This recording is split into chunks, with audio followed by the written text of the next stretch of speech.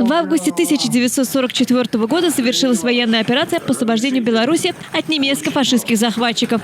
В честь 80-й годовщины этого события указом президента Республики Беларусь Александра Лукашенко учреждена юбилейная медаль. 4 медали были направлены в Чувашию для передачи ветеранам Великой Отечественной войны, участвовавшим в освобождении Беларуси. Большую роль в том, что награда нашла наших земляков, сыграл Герой России, генерал-лейтенант авиации, председатель правления общественно-патриотической организации «Достояние республики» и председатель Совета одноименного журнала Николай Гаврилов. Именно с его подачи указ о государственной награде Республики Беларусь попал в военный комиссариат Чувашской республики, и колесо закрутилось. Сегодня поздравили 4 участников Великой Отечественной войны медалью белорусского государства. 80 лет освобождения Беларуси от фашистского ига.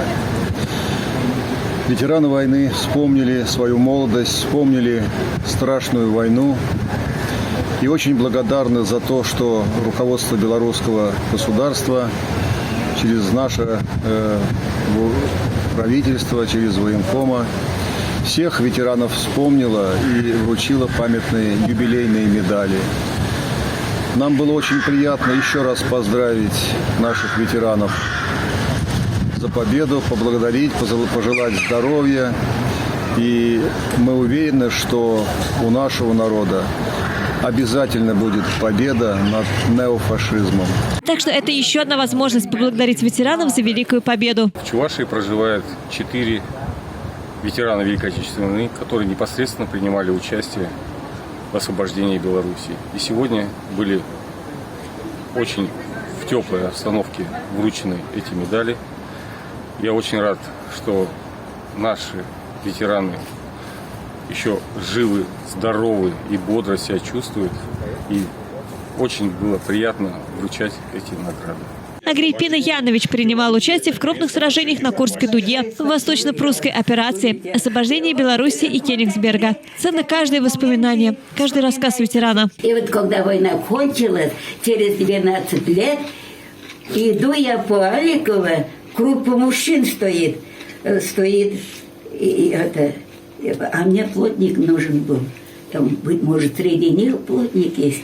Подхожу, только успела подходить, и один мужчина на меня смотрит и смотрит. Не выдержал и говорит: вот ты на фронте была? Я говорю: была. А под Орлом воевала? Говорит. Ну как же, говорю, я не воевала. Там у меня полученные раны до сих пор напоминают о войне, говорю. И вот, наконец-то встретил. Как я хотела вас встретить, поблагодарить, говорит. Наш долг как преемников состоит в том, чтобы не забывать ветеранам. А молодежи есть чем гордиться и у кого учиться.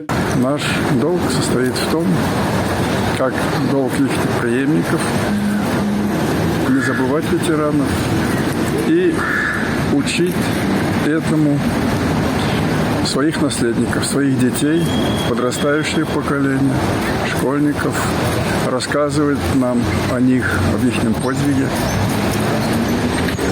Только знание истории своего рода, своей родины позволяет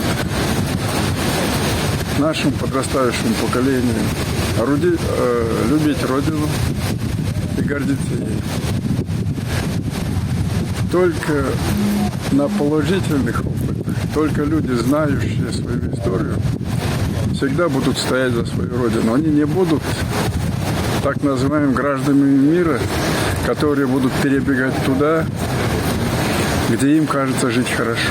Подвиги ветеранов для подрастающего поколения – яркий образец мужества и любви к малой и большой родине. Радостно, что о ветеранах помнят, что не стерлась настоящая правда о тех боях и бойцах.